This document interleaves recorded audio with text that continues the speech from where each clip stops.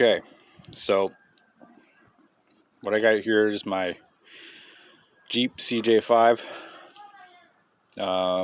This has a, let's say, a 1979 through 81 even fired Buick V6 swap. So I'm going to do a step-by-step on how to do the intake manifold. There's not very much out there regarding these engines. This is an Elderbrock intake. Got Holley valve covers, Holley carb, Elderbrock intake. So the website on Elderbrock is saying to replace it with the Felpro 1200 gasket. I did that, blew out, so I ended up going back with the original gasket that I pulled out, 96033. It's like a bathtub style, and it has rubber end caps. However, I'm going to delete those, and I talked with a high performance shop, because it's very rare that people work on old school cars anymore, and if they are, they're all booked up. He said if you're willing to give it another shot to replace that gasket, use Mopar gray. From what I've been reading online, you can use the good stuff or Permatex gray, but they said that they run their dragster on this stuff for their China wall end seals. So they said, yeah, once you get those rubber end seals, just fucking throw them away. And this is my third go round doing this, and once I redid it with that other gasket, I said, all right, I'm going to do it with the end seals again. But right there where that orange is, kind of, that's that rubber gasket, but it's seeping right down there. It's weeping, and it's going down the head, dripping on my exhaust manifold, smoking. Scary shit. Okay, but so I'm gonna give another shot. The first go around doing it with just the 1200 gasket, which did fail. I used black RTV, and which is kind of what came with the kit. So, simple mistake. I let it cure for 24 hours too. It's stupid. This has been a pain in the ass, but I'm gonna give it another shot and use this gray shit, the Mopar gray. Okay. So I'm gonna do the step-by-step. First things first, obviously remove the wing nut right there, pull that off. I already had that disconnected. I decided to record,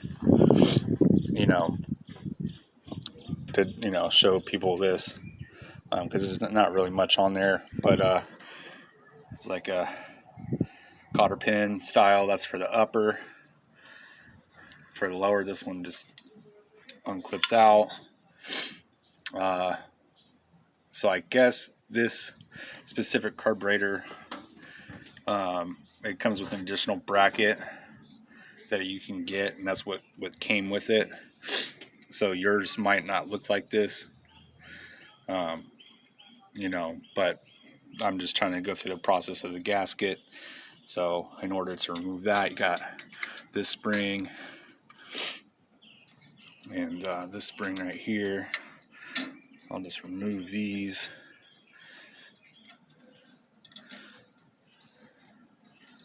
Okay, one goes inside the other. It's like a double spring action, or for the kick down or something. Let's see, I'm gonna throw that right there. I'm gonna throw all my carburetor shit right here. Okay, I'm gonna have to drain the coolant, which isn't actually coolant, it's just water in right now because I was in the testing phase. I'll just disconnect the wires, give us a little bit of room. But I am gonna have to get 11 millimeter for this bracket, and another, I believe it will be either 1/2 inch or 3/8 on that side, and 11mm right there, and I'll get those off, that and that, get that out of the way, and these 4, get all the hoses off. I have it already labeled because I already done this once, but yep, that's that. I'll edit this video so it's all in one or something, you know,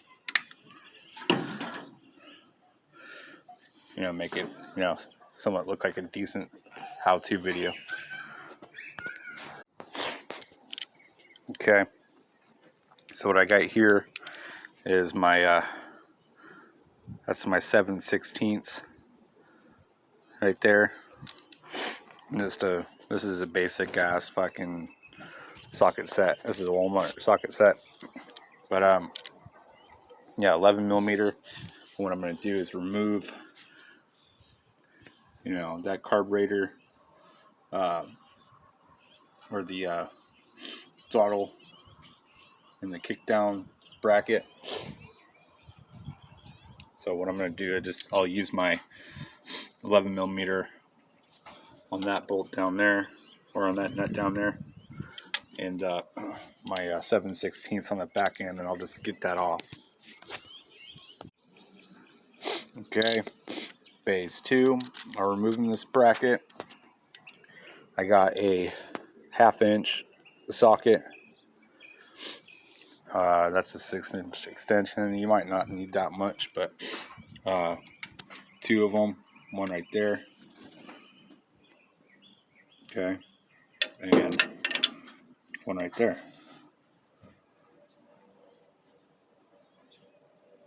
So you remove those and that bracket will come off.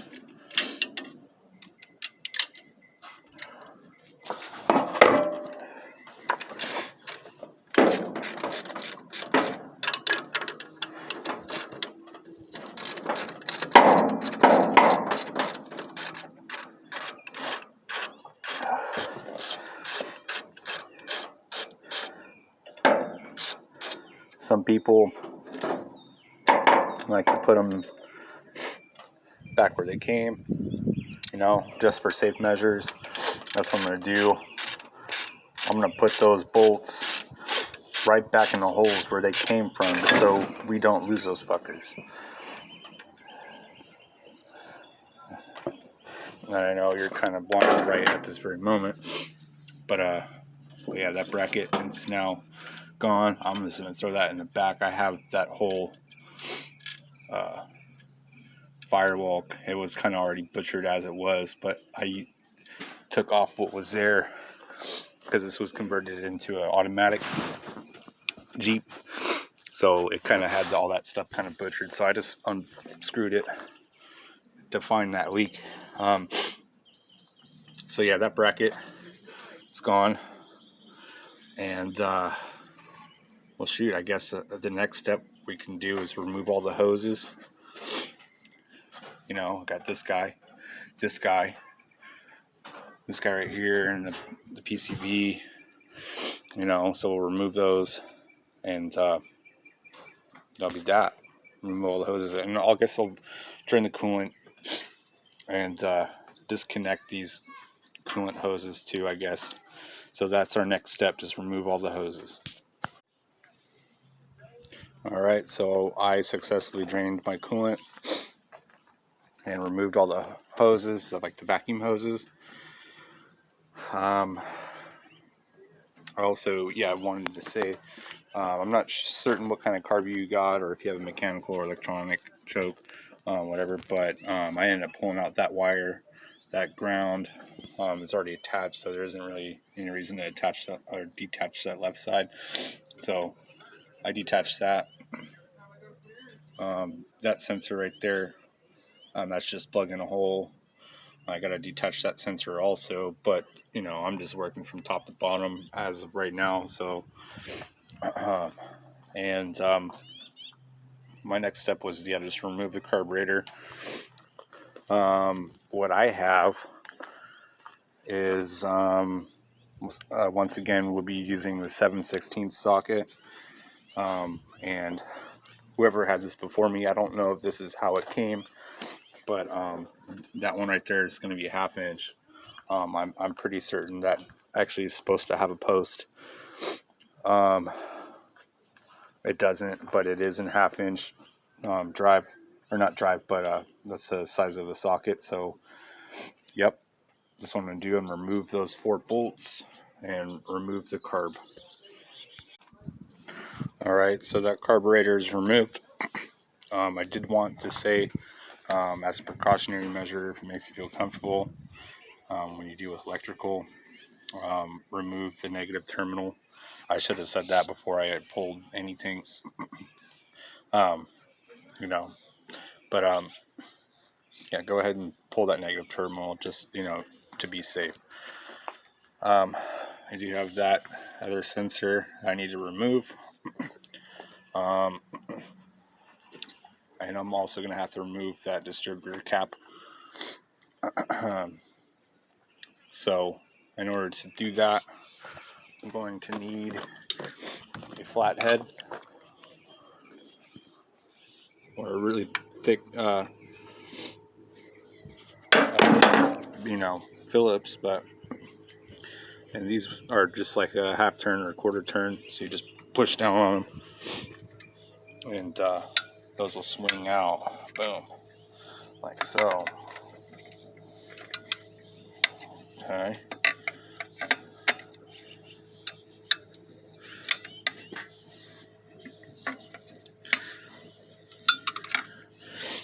That's it. Remove that. I already marked it. You don't necessarily have to mark it, but I am. There's also going to be a connector right there. It only goes on one way, so I'm not really too worried about the color code. Ooh.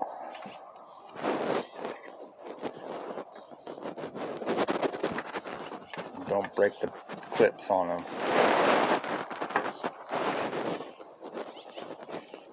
because that could be bad.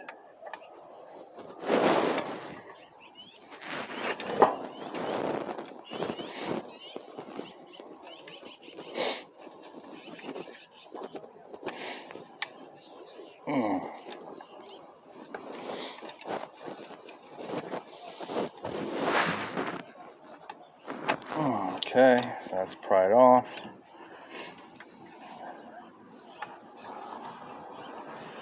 I'm just going to throw that to the side for now. Alright.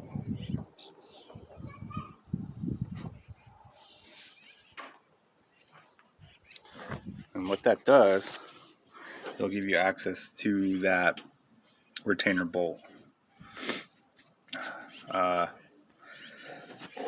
Let's see, the Chilton's manual says that the Torx, but mine just so happens to be a, I believe, I forgot exactly what size it is. I got it on my Phillips, not my Phillips, but my Allen set. Mine just happens to be that. So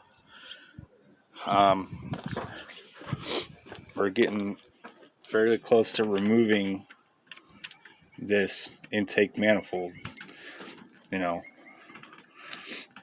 Still got to take the sensor off. It's just an open end wrench.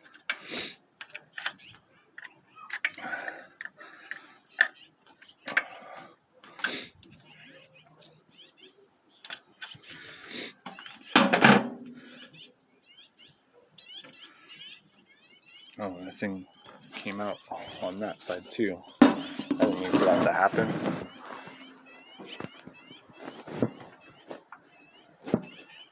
This is supposed to come out on one side, but so here I am fucking around. Can you just fucking come out?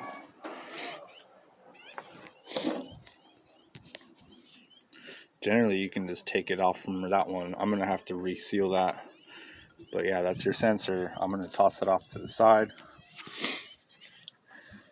You can take this one off too. If this is the same one you got, it'll give you better access to that bolt underneath of it. If not, take off the whole sensor. I don't have very much as far as gauges and stuff, so I'm not even too certain if this is a coolant sensor or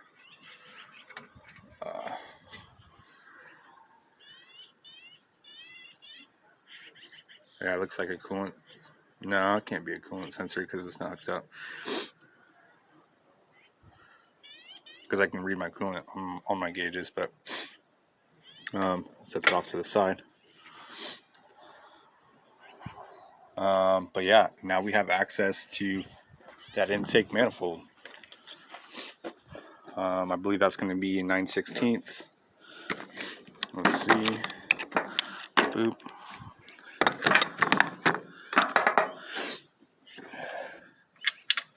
That's the one, 9/16. Okay. So we got 1, 2, 3, 4. 4 on that side was one Allen retaining nut. And on this side it's going to be 1, 2, 3, 4, 5. So 9 in total and 1 retaining nut. After those are removed, I'll show you what's going on.